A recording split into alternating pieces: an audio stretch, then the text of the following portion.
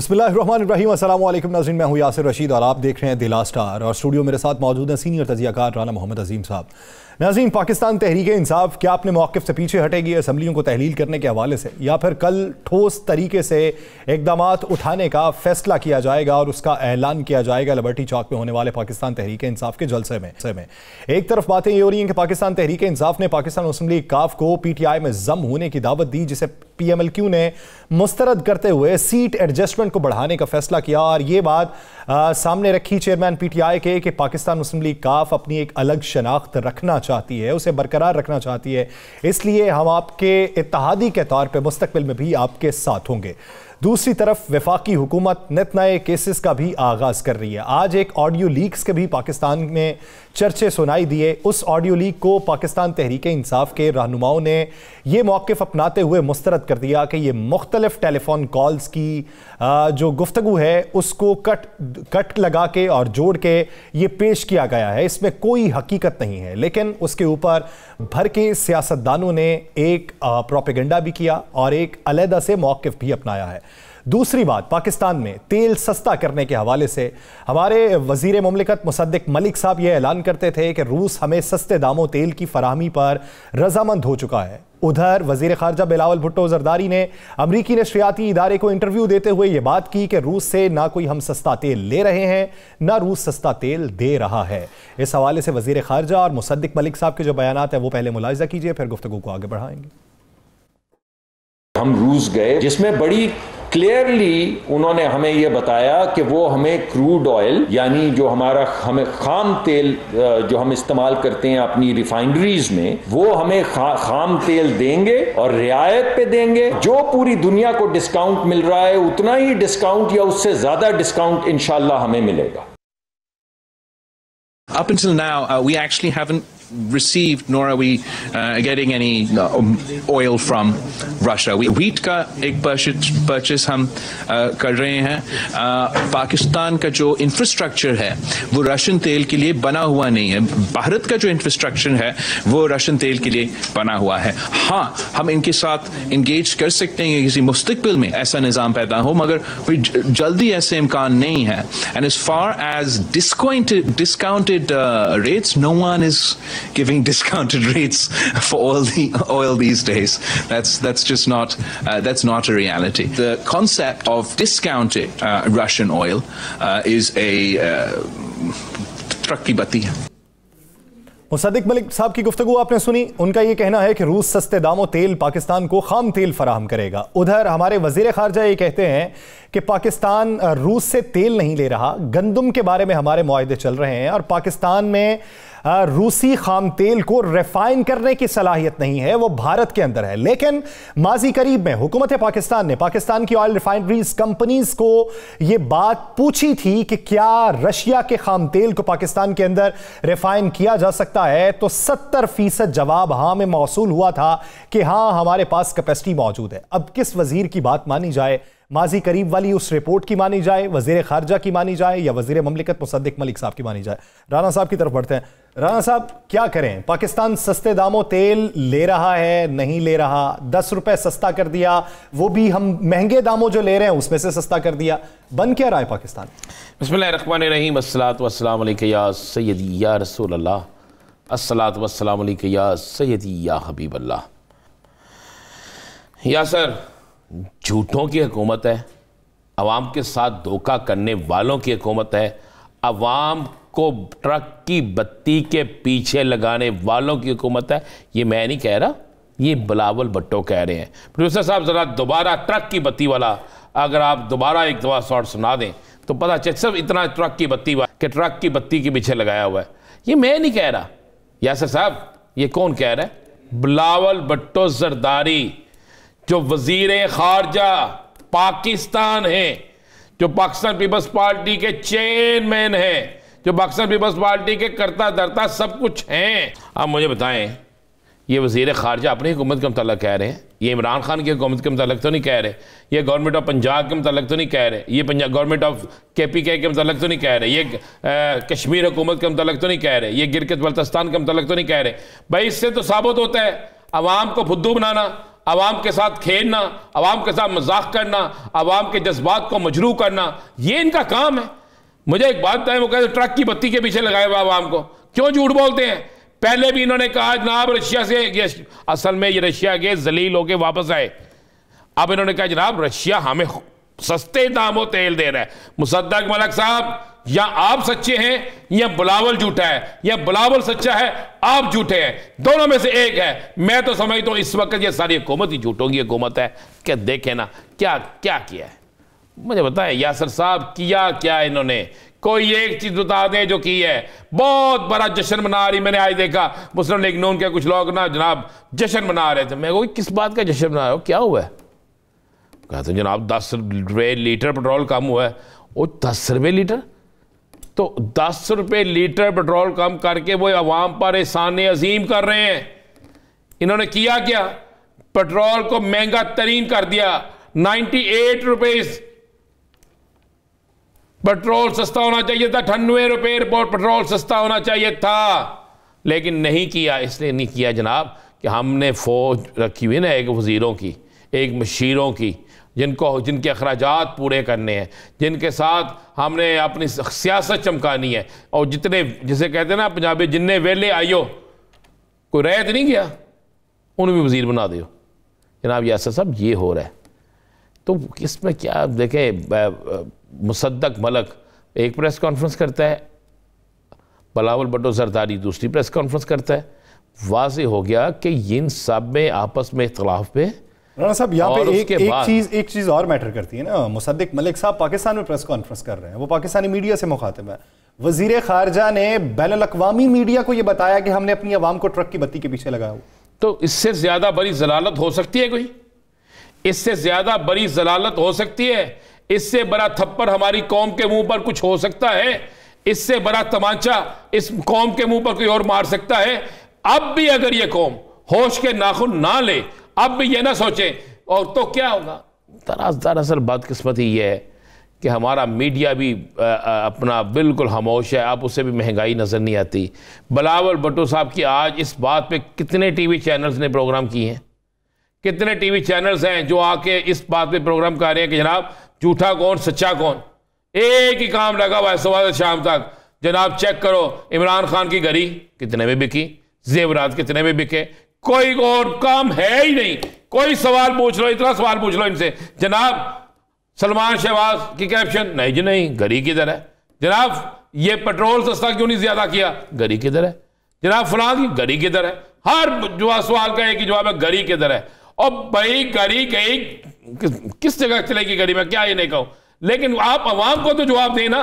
आप international media पर बैठकर, इंटरनेशनल मीडिया में बैठ के कह रहे हैं कि हुकूमत ने अवाम को ट्रक की बत्ती के पीछे लगाया हुआ है। तो इससे ज्यादा बेइज्जती, इससे ज्यादा पाकिस्तानी अवाम के साथ मजाक, पाकिस्तानी अवाम के इज्जत का जनाजा निकालना, इससे बढ़ के हो सकता है कोई?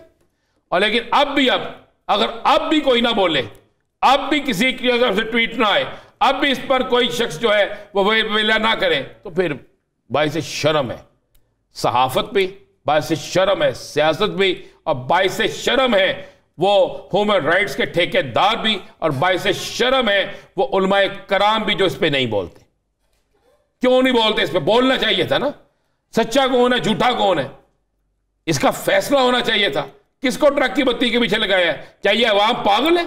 क्या इस अवाम ने आपको वोट नहीं दिए? क्या ये अवाम जो है अपने सीने पर पत्थर रखकर, 2 वक्त की रोटी मुयस्सर नहीं है इस कौम को, लोग बच्चों को स्कूलों से उठा के घरों में बिठा बैठे हैं, लोग कारोबार नहीं कर रहे। आपके फैसलाबाद की इंडस्ट्री बंद होकर रह गई है, कराची की इंडस्ट्री बंद होकर रह गई है, मुख्तलिफ शहरों में इंडस्ट्रियां बंद हो रही हैं, बेरोजगारी बढ़ रही है, खुदकशियां हो रही हैं, जराइम में इजाफा हो रहा है, और ये कह रहे हैं अवाम को ट्रक की बत्ती के पीछे लगाए हुए। शर्म आनी चाहिए ऐसी हुकूमत को। मैं तो ये कहूंगा यासर, अच्छा लगे बुरा लगे, ये झूठों की हुकूमत है, इनमें से सच्चा कोई नहीं है। अगर इनमें से कोई सच्चा है तो इनको आके साबित करना चाहिए। या तो आके बिलावल भुट्टो जरदारी को माफ़ी मांगनी चाहिए, या मुसद्दक मलिक को माफ़ी मांगनी चाहिए। यहाँ तो तारर साहब जो 1.25 घंटे की मीटिंग करते हैं और प्रेस कॉन्फ्रेंस करते हैं, उनको हीरों की दुकानों का पता है, उन्हें जवाहरात का इस तरह लगता था जिस तरह कोई बहुत बड़ा जौहरी जो है वो प्रेस कॉन्फ्रेंस कर रहा है। मुझे तो अपना फरूक जौहरी लग रहा था जैसे प्रेस कॉन्फ्रेंस कर रहा है, जैसे वो बोल रहा है। तो ये हुकूमती इक़दाम तो ऐसे ही हैं, लेकिन ऑपोजिशन की सोच क्या है, ऑपोजिशन क्या प्लान करने जा रही है, इस बात करेंगे। सूबाई वज़ीर सेहत पंजाब डॉक्टर अख्तर मलिक साहब ने हमें ज्वाइन किया है। डॉक्टर साहब बहुत मशकूर हैं आपके वक्त के। डॉक्टर साहब, मौजूदा सूरत हाल में वफाकी हुकूमत ये कहती है कि आपने असम्बलियाँ तहलील करने की बात की थी, आप अब असम्बलियाँ तहलील क्यों नहीं करते हैं?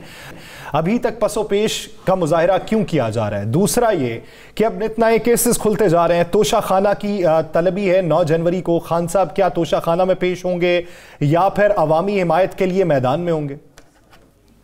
देखिए, मैं समझता हूँ कि ये जो चीजें हैं, इन्होंने मुल्क को तबाह और बर्बाद करने का तैयार कर रखा है अपने केसेस से जान छुड़ाने के लिए, और ये सिंसियर नहीं है मुल्क के साथ। और ये अगर सिंसियर होते तो जो 7 महीने में इन्होंने मुल्क का कबाड़ा किया वो किसी से ढका छुपा नहीं है। अब लोगों के एलसी रुकी हुई हैं, ये जल्दी इनका मेडिसिन का बहरान आने वाला है, गंदम का बहरान आने वाला है। ये आप देखिएगा सही, ये मुल्क के साथ होने क्या जा रहा है, अल्लाह माफ करे। और लोग एक दूसरे के गले लगेंगे और बिला वजह जो है ना ये अनारकी की तरफ लेके चले गए हैं। आप फॉरेन देख लें, आप इंपोर्ट एक्सपोर्ट देख लें, ट्रेड डेफिसिट देख लें, कहीं से कोई 1 रुपया इन पे कोई लोग एतबार करके देने के लिए तैयार। डॉक्टर साहब, लोग तो आपसे भी पूछेंगे कि आपने लोगों के लिए क्या किया, क्या करेंगे। एक तरफ ऐलान करते हैं असम्बलियां तहलील करके बाहर होके नए इंतखाबात का, और फिर अभी तक उसका फैसला भी नहीं हो रहा। हम पॉलिटिकल लोग हैं, हम चाह रहे थे कि ये पॉलिटिकली बैठ के डायलॉग करें और सारे इस मुल्क की बेहतरी के लिए नया मैंडेट के साथ, जिसको अवाम बेहतर समझे उनको मैंडेट दे, और जो मैंडेट लेकर आएगा इस तरह इम्पोर्ट का कौन इत्तेफाक करता है। और कहीं से कुछ पकड़ा है, कहीं से कुछ पकड़ा है, इस तरह की हुकूमत खड़ी की हुई है। और इनके अपने इत्तेहादियों में भी इख्तिलाफात की खबरें आने लगी हैं। एक के 2 खजाना थे, वो दोनों एक दूसरे की जबानों में पड़ने वाले हुए हैं। ये बिलावल भुट्टो मुसद्दिक मलिक के खिलाफ कह रहे हैं, जो मुत्तहिदा के लोग हैं वो किसी और के खिलाफ कह रहे हैं। ये इनकी जो बीच चौराहे हंडिया फूटने वाली है, ये नहीं है मुखले सामने। इनको ये टाइम इसलिए दे रहे हैं, हमारे एक तो इमरान खान साहब तमाम डिवीजन के तमाम हिस्से के हमारे जो पार्लियामेंटेरियन हैं उनसे डेली मुलाकात कर रहे हैं, उनको कॉन्फिडेंस भी ले रहे हैं कि जो चीजें हम करने जा रहे हैं ये सारे इमरान खान की क़यादत में इकट्ठे होंगे। और परवेज इलाही साहब ने भी मिलकर 4 दफे का अदा किया कि जो खान कहेंगे वो हम करने के लिए तैयार हैं। राणा साहब, इसी बीच फिर एक खबर ये भी है कि खाम माल जो है अद्वियात का, वो चाइना और भारत ने देने से इनकार कर दिया। भारत तो कहता है कि पाकिस्तान डिफॉल्ट हो चुका है, चाइना दे नहीं रहा। तो इसका मुस्तकबिल क्या होगा? डॉक्टर साहब दोबारा ज्वाइन कर चुके हैं। डॉक्टर साहब, राणा साहब ने जो सवाल किया, एक तो उसका जवाब दे दें, फिर मैं आगे सवाल करता हूँ। डॉक्टर साहब, आपने आपके हुकूमत में, आपकी वजारत में कई ऐसे वाक़यात सामने आए कि आपने करप्शन पे पकड़ा, किसी और की सिफारिश पे बहाल हो गया, फिर आपने करप्शन पे फारिग किया। कई लोग आपने करप्शन पे फारिग किए हैं, बेइंतहा पैसा रिकवर कर लिया है, हज़ारों लोग जाली भर्तियों वाले पकड़ लिए हैं। उसके बावजूद भी आपने मेरिट पे कहा, और डॉक्टर खुद बाइट भाग गया जो मेरिट पे नहीं आता था, फिर बाइट से कोई खबर लगवा ली, ऐसी चीज़ें शुरू हो गई। तो कौन सा माफिया है जिसको अभी तक शिकस्त नहीं आप दे सके? बड़ा स्ट्रांग माफिया है, जिस तरह बाकी महकमों में थे उसी तरह मेरे महकमे भी इस तरह के लोग बहुत सारे यहाँ पर बैठे थे जिनके वेस्टेड इंटरेस्ट थे। मैंने तो इनके नेक्सस ब्रेक किए हैं, और जहाँ जहाँ पे करप्शन के केसेस आए हैं, आपको ये सुनकर हैरानी होगी कि 7,500 बंदा, जो जिसमें से मैं समझता हूँ कि 50-60% घोट उस भर्तियां थी लाहौर की। और मुझे ये देखकर परेशानी होती थी कि जहाँ बंदे ज्यादा है वहाँ ज्यादा है, जहाँ बंदे ज्यादा है वहाँ डेंगी ज्यादा है, जहाँ बंदे ज्यादा है वहाँ पे काम नहीं होता था। तो मैंने एक दिन रिकॉर्ड मंगवाया, तो ना इनका कोई इलेक्ट्रॉनिक रिकॉर्ड था और पेज भी मैनुअल दी जा रही थी, और कई बंदे वहाँ पे होते ही नहीं थे। मैं 7,500 बंदा, अभी डीसी साहब ने कहा है कि हमें जरूरत नहीं है। तो 7 साल तो डॉक्टर साहब, मैं इसी भी आने लगा हूं, अब 7,500 बंदे की जरूरत नहीं है, तो डीसी साहब और बाकी लोग जो पैसे खाते थे, इनके हिस्से में जो चीजें आती थी, इतने सालों से हमारा खून चूस रहे थे, इनके खिलाफ कोई FIR दे रहे हैं जब तक आपकी हुकूमत है? कोई कार्रवाई कर रहे हैं इनके खिलाफ? इंशाल्लाह इसकी प्रॉपर मैंने इंक्वायरी होल्ड करवा दी हुई है, और उसकी इंक्वायरी होगी ना डॉक्टर साहब? मेरी सुन लें, हम पूरा उसका केस बना के एंटी करप्शन को एक तो ये दे रहे हैं, और एक हमारा वेयर हाउस इन्होंने किराए पे लिया हुआ था 1 करोड़ 10 लाख रुपए महीने पे, और मैं समझता था कि 2-3 महीने अगर वो किराया देते रहे तो जितनी दवाई पड़ी होती है उसके पैसे पूरे हो जाते हैं। तो 1 करोड़ रुपया किराया महीने का? 1 करोड़ 10 लाख रुपया। ये वेयर हाउस था 50 एकड़ पे? बस पता नहीं कितना था, लेकिन इस तरह की बहुत सारी चीजें थी जो मैंने आके ठीक की हैं। और एक वेयर हाउस में तो 2 साल से वो वेंटिलेटर्स पड़े थे और 30 लाख रुपया महीना भी दे रहे थे। हमने 1 हफ्ते में आकर सारे डिस्ट्रिक्ट्स और तहसील हेडक्वार्टर में पहुंचा दिए हैं। और इसके अलावा कई सीओ जो मेडिसिन सप्लाई किए बगैर पैसे लेकर निकल गए थे, उनको भी हमने पकड़ा है और उनके केसेस ऑफ एंटी करप्शन में हम उनके FIR और सारा उसको प्रॉपर परसू कर रहे हैं। लेकिन डॉक्टर साहब मैं उस दिन आपके दफ्तर में देखा, आपने पूरे पंजाब के लिए बड़े खूबसूरत कैमरे लगाए, हर अस्पताल आप देख रहे हैं, एक एक चीज़ आपको नजर आ रही है, ये बड़ी अच्छी डेवलपमेंट थी।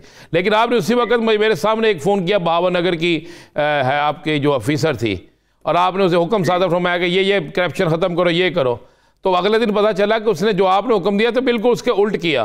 तो ये ब्यूरोक्रेसी, इसलिए आप लोगों की बात मानने से इंकारी नहीं कि आप जा रहे हैं? नहीं, कोई ऐसी बात नहीं है। जो काम मेरिट पे है हम उनको एश्योर कर रहे हैं कि वो पूरा इंश्योर कर रहे हैं कि पूरा मुकम्मल हो। और इंशाल्लाह आप देखेंगे कि ये जो हमारी डॉक्टरों की भर्तियां हुई है, बड़े अरसे बाद ये मेरिट पे और साफ शफाफ भर्तियां हुई हैं। पिछली दफा जब भर्तियां हुई थी लोगों ने 5-5 लाख रुपए दे के यहाँ लोगों ने भर्ती करवाए थे बंदे। इस तरह की कोई कंप्लेंट्स नहीं है। कुछ ऐसे सोशल मीडिया पे वेस्टेड इंटरेस्ट जिन पे दाव पे लगे हैं वो इस तरह की खबरें चलवा के इस तरह की चीजें डाल रहे हैं। लेकिन मैंने उसका एक वीडियो लीक हुई थी डॉक्टर की भर्ती की, मैंने बिल्कुल देखी है, मैंने देखी है बिल्कुल, उसमें आप बिल्कुल दुरुस्त हैं, मैंने देखी है जी बिल्कुल। वो मैंने ये यासर का सवाल ले लेंगे, यासर काफली के हवाले से पूछना चाह रहा है। एक मुझे ऐड करने दे, हमारी तमाम डिस्ट्रिक्ट्स में 6 बंदों की 6 रुकनी कमेटी थी जिसको DC ऐड करते थे, और ये सारे मिलकर इन्होंने इंटरव्यूज किए और मेरिट पे जो बंदे आए उनको हमने बिला किसी सिफारिश के सबको उनको हमने अकोमोडेट किया। और इंशाल्लाह आइंदा भी हमारा जो हमारा टारगेट है वो करप्शन फ्री महकमा सेहत है, प्राइमरी हेल्थ का, और जो फंसे हुए प्रोजेक्ट है उनको निकाल रहे हैं। डॉक्टर साहब, काफली के हवाले से तो मुझे सवाल करना है, लेकिन उससे पहले आपकी वजारत से मुतल्लिका एक सवाल है। कुछ खबरें गर्दिश ये कर रही हैं कि चाइना और भारत ने पाकिस्तान को खाम माल जो है अद्वियात का वो देने से इनकार कर दिया उधार पे। भारत ने तो यहां तक कह दिया कि पाकिस्तान डिफॉल्ट हो चुका है, LCs नहीं खुल रही। इसमें कोई सदाकत है कि आने वाले दिनों में अद्वियात की किल्लत का खदशा है? देखिए जी, जो उधार वाली बात तो और चीज है, जो हमारा इनका रॉ मटेरियल पोर्ट पे आया पड़ा है और डॉलर्स ना होने की वजह से वो रुका पड़ा है, और ये दवाइयों का शदीद बहरान जो है वो हम देख रहे हैं। अगर इन्होंने होश के नाखन लिए और ये दवाइयों का जो रॉ मटेरियल है उनकी LCs ओपन ना की, तो यहाँ पे ये लाइफ सेविंग ड्रग्स और बहुत सारी और दवाइयों की यहाँ पर शॉर्टेज होगी। और ये इनको अक्ल के नाखन लेने चाहिए, और मुल्क को स्टेज पे लगाया हुआ है अपनी जात के लिए, अपने केसेस के लिए। और इनको मेरा तो मतलब एज ए कॉमन पाकिस्तानी, मुझे किसी ओहदे शोहदे के बगैर अगर देखें तो मेरी ख्वाहिश यही होगी कि चीजें ये बैठ के डायलॉग करके इन चीजों को सीधी तरफ लेके जाए। अगर ये मुल्क है तो हम लोग हैं, हम सिर्फ अपने केसेस बचाने के लिए इस मुल्क को इस दाव पर नहीं, अपनी सियासत चमकाने के लिए मुल्क को दाव पर नहीं लगाया जा सकता। डॉक्टर साहब, काफ लीग के हवाले से सवाल ये है कि इत्तलात ये हैं कि मोहनस इलाही साहब ने मौक़िफ़ ये अपनाया कि कुछ अराकीन सूबाई असम्बली भी ये चाहते हैं कि अभी कुछ देर हुकूमत बरकरार रहे। दूसरा ये कि PTI ने इनको ऑफर की थी कि आप PTI में जम हो जाएं, तो उन्होंने ये कहा कि हम अलग से शनाख्त रखना चाहते हैं। इन दोनों बातों में किस हद तक सदाकत है? देखिए, जाती ख्याल तो हो सकता है, लेकिन जो फैसला है वो इमरान साहब का आखिरी फैसला होगा। और कल वो अपना लायामल का ऐलान कर रहे हैं, और जो कौमी असम्बली में रिजाइन किए हुए थे उनमें से पिक एंड चूज करके इन्होंने 11 सीटें वो इलेक्शन करवा दिए। और कल ये दोबारा शाह महमूद साहब ने लेटर लिखा हुआ है कि हम इस पे इकट्ठे आना चाहते हैं, हमसे जो पूछना है हमें वहां से फारिग करें। और ये क्रिएट करवा रहे हैं कि जी वो तनख्वाहें ले रहे हैं, बेनिफिट्स दे रहे हैं। कोई MNA पाकिस्तान तहरीक इंसाफ का कोई तनख्वाह नहीं ले रहा। ये बिला वजह से झूठा प्रोपेगेंडा करके लोगों को गुमराह करने की कोशिश कर रहे हैं। और इन्होंने आते ही पहला काम ये किया कि उनकी तनख्वाह बंद की MNAs की। तो इस चीज से सारे राजी हैं, वो तो चाहते हैं कि आज इस्तीफे हो जाए। दूसरी बात जो इमरान खान साहब के हवाले से या मोहम्मद सलाई साहब के हवाले से चल रही है, ज़ाहिर ख्वाहिश हो सकती है, लेकिन हर पार्टी का अपना अपना मंशूर है। वो जिस हालत में रहना चाहते हैं, तो ये अगर वारे आएगा तो ये जम हो जाएंगे, नहीं आएगा तो अपनी आइडेंटिटी रखते हुए। लेकिन एक बात क्लियर है, जो खान साहब ने फैसला करना है उस पर ये पाबंद है। और लोगों की ख्वाहिश हो सकती है कि हमारे फंड्स लग जाए, हमारी नौकरियां। क्या 20 फरवरी क्या 20 दिसंबर का काबीना का इजलास आखिरी इजलास होगा? नहीं, मेरा ख्याल है ये कल आपको क्लियर हो जाएगा। जो खान साहब ने 17 तारीख का टाइम दिया हुआ है, लिबर्टी पे अपना वीडियो लिंक पे खिताब भी करेंगे, अपना लायामल भी देंगे। तो इसमें हमारी कोई डिस्ट्रिक्ट की भी रहती है, लेकिन हतमी फैसला तो कप्तान ने करना है। हतमी फैसला इमरान खान साहब का होगा और ज़ाती राय किसी की हो सकती है, लेकिन पार्टी जो है वो अपना मंशूर लेकर ही आगे बढ़ेगी। अगर वारे आएगा तो जम हो जाएगी, नहीं तो नहीं होगी। बहुत शुक्रिया डॉक्टर मलिक साहब इस हवाले से अपना वक्त देने के लिए। नाज़रीन, इसी सियासी इशू पे मजीद बात करेंगे, लेकिन एक ब्रेक के बाद कहीं नहीं जाएगा। Stay with us.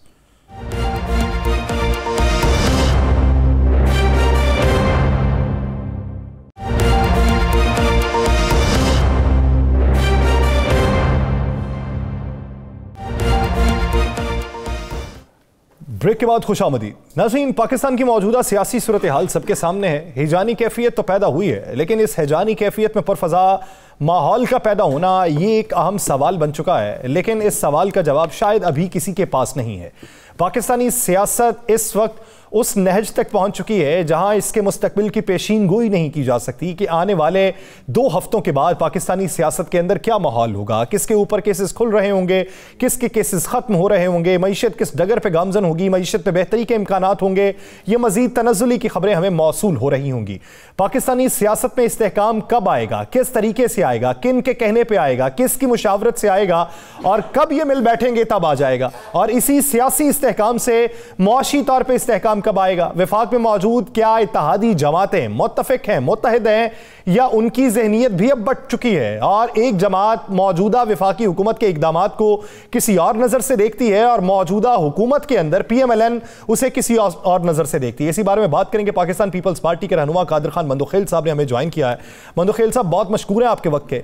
मंदोखेल साहब, हमारे वज़ीर ममलिकत बराए पेट्रोलियम मुसद्दिक मलिक साहब हमें पहले आके ये बताते हैं दौरा रूस के बाद कि पेट्रोल सस्ता हो रहा है और सस्ता होगा। रूस हमें आमादगी का इजहार कर चुका है कि सस्ते दामों आपको खाम तेल फराम किया जाएगा।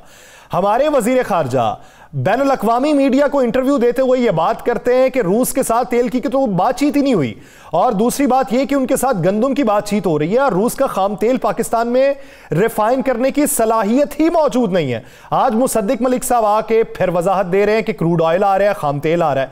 हम माने तो किसकी माने, वजीर ममलिकत बराए पेट्रोलियम की या वजीर खारजा की? आपको वजीर खारजा की बात माननी चाहिए, क्योंकि वो एक बड़ी पार्टी का चेयरमैन भी है और वो पूरे इंटरनेशनल कम्युनिटी का या दुनिया भर में चाहे CPEC शुरू कराना हो, चाहे FATF में ग्रे लिस्ट ख़त्म कराना हो, या GSP प्लस के लिए काम कर रहा हो, या बाकी दुनिया से रवाबित के लिए वो किरदार अदा कर रहा है, तो मेरे ख्याल में वो बेहतर जानता है और उसको पता है जो बिलावल भुट्टो जरदारी साहब ने कहा दुरुस्त का है।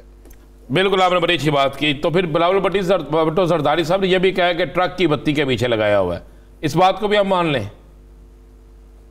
ट्रक की बत्ती किसको लगाया ये बात मैं नहीं समझ रहा हूं आपकी। उन्होंने कहा है कि ट्रक की बत्ती के पीछे कौम को लगाया हुआ, जो और किसको कहा? उन्होंने कहा, हमने नहीं कहा। ये बिलावल भुट्टो जरदारी साहब ने कहा। देखिए, आप इस तरह एक जुमले का मुझसे जवाब तो नहीं ले, मतलब किस पैराए में इसने कहा? मैं वो वजाहत कर देता हूं। बिलावल भुट्टो जरदारी साहब ने जब ये बयान दिया कि रूस से हम कोई तेल नहीं ले रहे, तो उनसे फिर सवाल किया गया कि रूस से सस्ते तेल दामों की खबरें ये जो गर्दिश कर रही हैं वो क्या है? तो उनका ये कहना था कोई सस्ते दामों तेल नहीं आ रहा, ये ट्रक की बत्ती है। अब इसका मकसद क्या लिया जाए कि ट्रक की बत्ती के पीछे किसको लगाया गया है? हुक्मरानों को लगाया गया, वजीर ममलिकत को लगाया गया, या आम आवाम को लगाया गया? मैं नहीं समझ रहा हूं कि उसका क्या मकसद है, लेकिन जो कहा है शायद वो वजीर पेट्रोलियम की बात की तरदीद कर रहा है। तो फिर क्यों आपकी हुकूमत है, आप हुकूमत में हैं, सबसे बड़े इत्तेहादी हैं, और आपका वज़ीर पेट्रोलियम 2 दफ़ा टीवी पे बैठ के अवाम के साथ ये झूठ बोल रहे हैं, वज़ीर ख़ारजा साहब सच बोल रहे हैं, तो क्या ऐसे वज़ीर पेट्रोलियम को होना चाहिए हुकूमत में? देखिए अगर आप कहते हैं तो आपको शॉर्ट सुना दें बिलावल साहब का। नहीं, आप बिलावल साहब का सुनाते हैं, लेकिन ये खासतौर पे जो भुट्टा की भड़की के पीछे बाकी जो ने कहा कि बातचीत नहीं चल रही है, तो वो तो मैंने खुद भी सुना और बाकी टीवी चैनल से, तो बिल्कुल दुरुस्त कहा है। और फिर उसकी वजीर पेट्रोलियम ने यह कहा कि हाँ, बिलावल साहब ने भी सही कहा कि पेट्रोल अभी नहीं आ रही है। अब बातचीत जो वजारत कर रही है, तो हर बात का अगर कॉरेस्पॉन्डेंस हो या कोई बातचीत हो मुख्तलिफ वजारतों का, तो जब कोई चीज फाइनल हो जाती है तब जाके वजारत खारजा को या बाकी हुकूमत को वो इतला कर देते हैं। तो मेरे ख्याल में जो मुसद्दिक मलिक साहब ने कहा वो भी यही कहा कि अभी पेट्रोल आ नहीं रही है, मगर हमारी बातचीत चल रही है। जारी बात है, वजारत पेट्रोलियम के लेवल पे अगर बात चल रही है तो वो यकीनन वजारत खारजा को इसने इतला नहीं की। इसी में से मैं फिर एक नुकता, कादर खान मंदोखेल साहब, ट्रक की बत्ती है सस्ते तेल फराहमी के हवाले से। दूसरी बात, चलें इस बात को भी मान लिया जाए कि अभी नहीं आ रहा, तो बिलावल भुट्टो जरदारी साहब तो ये कह रहे हैं कि पाकिस्तान की ऑयल रिफाइनरीज में ये क्वालिटी मौजूद नहीं है कि वो रशिया के खाम तेल को रिफाइन कर सकें। हालांकि माजी करीब में पाकिस्तानी हुकूमत ने इन ऑयल रिफाइनरीज कंपनी से पूछा और 70% ने हाँ में जवाब दिया कि हाँ, हमारे पास कैपेसिटी मौजूद है। देखिए, जहां बिलावल भुट्टो जरदारी साहब को जो मालूमात वजारत पेट्रोलियम ने दी होगी या वजारत खजाना ने दी होगी, वो उसी पैरा में बात कर रहा होगा कि ये अभी हमारे पास मौजूद नहीं है। तो आप क्या समझ रहे हो? जो आप सवाल करने का मकसद है कि मैं अपने चेयरमैन की किसी बात की तरदीद करूं? मेरे चेयरमैन ने जो कुछ कहा एक एक जुमला दुरुस्त है और हम उसको सपोर्ट करें। हम तो ये बात ही नहीं कर रहे मंदोखेल साहब, हम कह ही नहीं रहे कि आप तरदीद करें। हम ये कह रहे हैं कि आप बतौर सियासी एक जमहूरी बड़ी पार्टी होने के नाते अपने इत्तेहादियों को तो ये बात बावर करवाएं कि ऐसी सियासत नहीं करनी चाहिए जिसके कोई इम्कानात ही मौजूद नहीं। देखिए, अगर थोड़ा सा आप उसको मैं दूसरी तरह से आपको समझाने की कोशिश करूंगा। आपको याद होगा जब मिफ्ता इस्माइल साहब ने अभी कुछ दिन पहले जो बात की है, उसने अपनी पार्टी की, अपनी वजीर खजाना की बातों की नफी की है। तो आप ये समझ लो कि यकीनन जमहूरियत है और एक बड़ी पार्टी, 2-4 पार्टियां हैं या 12-13 है जो आप गिनना शुरू करें। मंदोखेल साहब, कादर मंदोखेल साहब, कैसी जमहूरियत है? जमहूरियत में तनकीद होती है, अवाम के साथ झूठ नहीं बोला जाता। जमहूरियत के अंदर तनकीद करना बेहतर होता है एक दूसरे पे। आपके वज़रा तो प्रेस कॉन्फ्रेंस कर रहे हैं और आपके इत्तेहादी वज़रा आप कह रहे हैं जमहूरियत है। देखिए, जमहूरियत इसी को कहते हैं कि एक दूसरे के झूठ नहीं, क्या हम ये नहीं कह रहे। जमहूरियत इसी को कहते हैं कि टीवी पे आकर झूठ बोले, इसको भी जमहूरियत कहते हैं। आप मेरी पूरी बात अगर सुनेंगे तो आपको समझ में आ जाएगी। मैं ये कह रहा हूं कि इस बात की तो आप इस चीज को मानेंगे कि एक दूसरे के खिलाफ बात कर रहे हैं और एक दूसरे के सामने एक तजिया भी कर रहे हैं। आप मेरी पार्टी का जो कि पीपल्स पार्टी है, वो उन्होंने अगर नून लीग के किसी वजीर के ऊपर तनकीद की है, तो मैंने उसके बदले में दूसरा मिसाल आपको दी है कि मिफ्ता इस्माइल भी अपनी पार्टी के वजीर खजाना के खिलाफ बयान दे रहे हैं। मंदोखेल साहब, हम यही कह रहे हैं, मेरी अर्ज सुन ले, हम यही कह रहे हैं कि आप तनकीद करें, अवाम को झूठ क्यों बोल रहे हैं? अवाम से, हम आपसे एक दूसरे की बात नहीं कर रहे, अवाम के साथ झूठ क्यों बोला जा रहा है, इसका जवाब तो दे दें। आप अगर पूरे जुमला सुनेंगे तो आपको समझ में आएगी कि मैं क्या कह रहा हूं। मुझे जुमला कंप्लीट होने नहीं दिया आपने। मैंने यही कहा कि मिफ्ता इस्माइल अपने वजीर के खिलाफ बात की है, मेरे पार्टी के चेयरमैन वजीर खारजा ने मुस्लिम लीग नून के वजीर के बातों की तरदीद की है।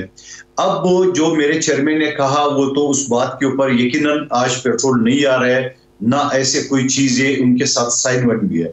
अब अगर जिसको आप झूठ कहते हो, अब अगर मुसद्दिक मलिक साहब इस बात की करें तो यकीनन आप उनको, उनकी पार्टी से ये सवाल कर सकते हैं कि भाई आपके वजीर खारजा तो कह रहे कुछ नहीं है, तो आपने क्यों कहा? तो ये आप मेरे से सवाल तो बनता नहीं है। आपके इत्तेहादी हैं, आपके इत्तेहादी हैं, हम तो हुकूमत से बात कर रहे हैं, आपकी हुकूमत है, आपके इत्तेहादी हैं। चले आप ये कहते हैं, इसका मतलब ये नाहल और झूठे हुए ना, फिर ये तो आप कह सकते हैं ना। ये आपके अल्फाज है, मेरे मुंह में ना डाले। मैं आपके चेयरमैन को तलक नहीं कह रहा, आपके चेयरमैन ने जो कहा है वो सच हुआ ना, हम मान गए। इसका मतलब है जो उस दूसरी तरफ है वो झूठे और नायल हुए ना फिर। सच का है और हकीकत पर मबनी का है। अभी उसके बाद अगर आप सवाल करेंगे तो नून लीग से करें कि उनके वजीर ने ऐसी बात क्यों की। जब मैं कादिर खान मंदोखेल साहब, अगर वजारत खारजा को कोई मामला हो, खारजा पॉलिसी का कोई मामला हो, तो हम हुकूमत के किसी भी वजीर से बात करेंगे। ये नहीं कहेंगे कि चेयरमैन पीपल्स पार्टी वजीर खारजा है तो इसका जवाब वही दें।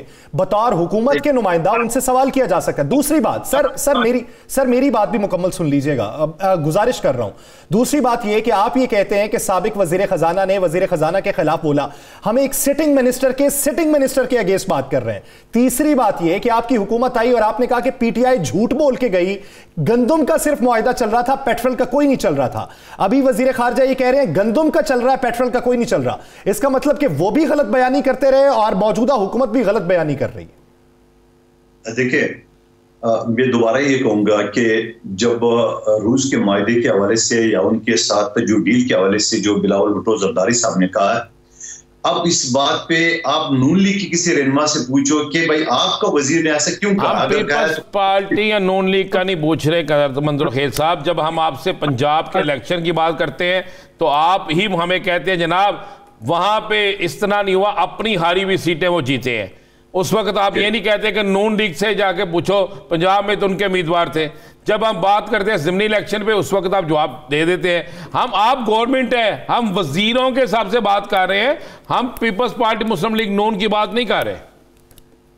ठीक है, दोबारा सुन ले।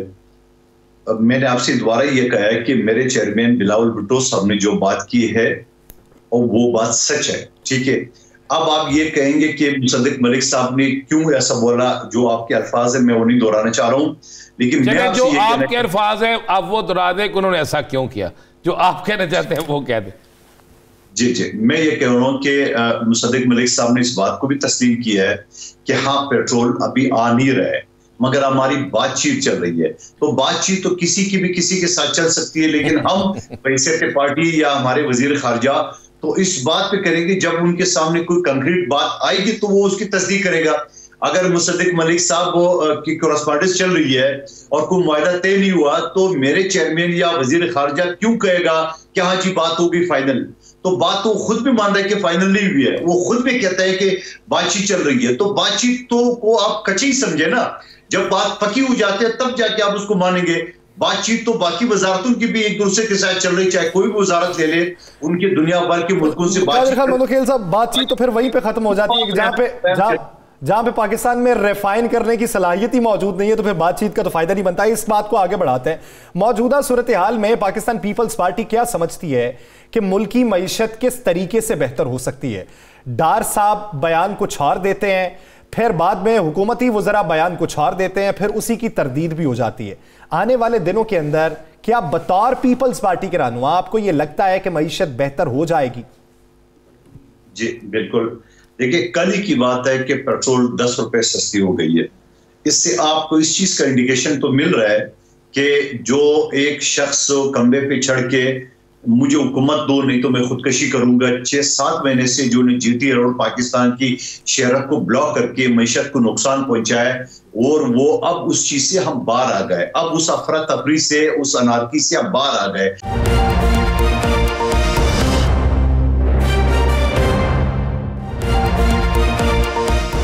ब्रेक के बाद खुशामदीद नाज़रीन। ब्रेक से पहले कादिर खान मंदोखेल साहब हमारे साथ मौजूद थे, तवील गुफ्तगू हुई उनके साथ। उनका बात यह है कि हुकूमत के अंदर ये जितने भी वज़रा, मुआवनीन खुसूसी, मुशीर तयनात किए गए हैं, तो ज़्यादा पार्टीज़ हैं तो हर पार्टी को हिस्सा तो जाना है, लेकिन हम अपनी सियासत नहीं रियासत बचाने के उसूल पे अमल पैरा हैं। तो इस वक्त रियासत किस हद तक स्टेक पे है या सियासत किस हद तक स्टेक पे है, इसको फ़र्क इसका जानना बेहद लाजिम है कि इस सबसे ज़्यादा अगर किसी की सियासत मुतासिर होती है तो उसे एंड पे जाके क्या बचेगा, अगर रियासत मुतासिर होती है तो किसी के पास क्या बचेगा। ये बुनियादी सवाल है। राना साहब की तरफ बढ़ते हैं। राना साहब, रियासत बचाई जा रही है या सियासत बचाई जा रही है? ये अपना पैसा बचाया जा रहा है, अपनी करप्शन बचाई जा रही है, अपने केस बचाए जा रहे हैं, केसों से बचने के लिए रास्ते बनाए जा रहे हैं। मुझे बताएं, सियासत या रियासत? रियासत में इन्होंने कौन सी चीज बचा ली? चलो मुझे बताएं, क्या बचा लिया रियासत का? कोई एक बता देना मुझे। और भाई रियासत को दांव पे लगा दिया आपने। रियासत में बहुत कुछ बचाया रहा, क्या बचाया है? वफाकी वज़रा की तमाम नशिस्तें बचाई, नहीं नशिस्तें बचा ली, मैं कह रहा हूं कि रियासत ने बचाया है। इन्होंने रियासत का क्या बचाया है?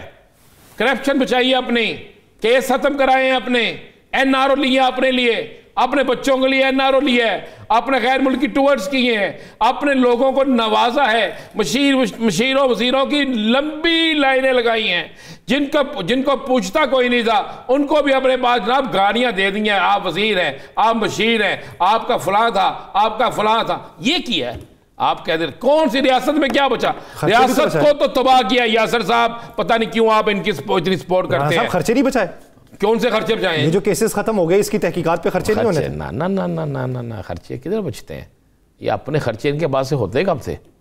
इन्होंने नहीं, वो तो रियासत के खर्चे होने थे ना, वो खर्चे बचा लिए उन्होंने, केस ही बंद कर दिए। मुझे बताएं यासर साहब, आज रियासत कहां खड़ी है? मेडिसन नहीं है, सोयाबीन नहीं है, हाम माल नहीं है, डॉलर नहीं है, यहां पर आम आदमी को 2 वक्त की रोटी नहीं है। सरहद पर जो कुछ हो रहा है, चमन की तरफ से जो हुआ, इस हुकूमत की नहली की वजह से हुआ। हमारे फौजी शहीद हो रहे हैं, हमारे फौजी लड़ रहे हैं इस हुकूमत की नाहिल पॉलिसी की वजह से। क्यों नहीं रोकेगी स्मगलिंग? इनका काम था। क्यों डॉलर बाहर गया? क्यों रोका नहीं गया डॉलर को बाहर जाने से? इनका काम था। ये वो लोग हैं जिनकी वजह से इनकी सियासत तो हमेशा चमकती रही है, इन्होंने रियासत को दांव पे लगा दिया है।